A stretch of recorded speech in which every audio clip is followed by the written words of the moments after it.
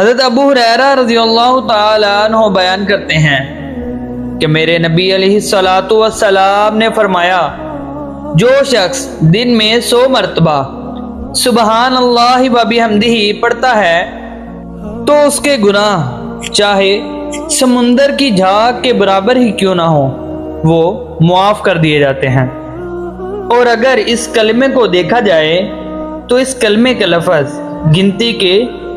3 لفظ ہی بنتے ہیں، اور ان کی قدر اللہ پاک کے ہاں اتنی زیادہ ہے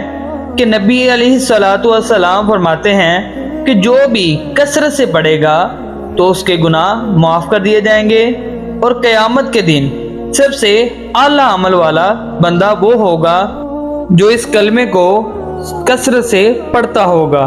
وما علینا الا البلاغ المبین۔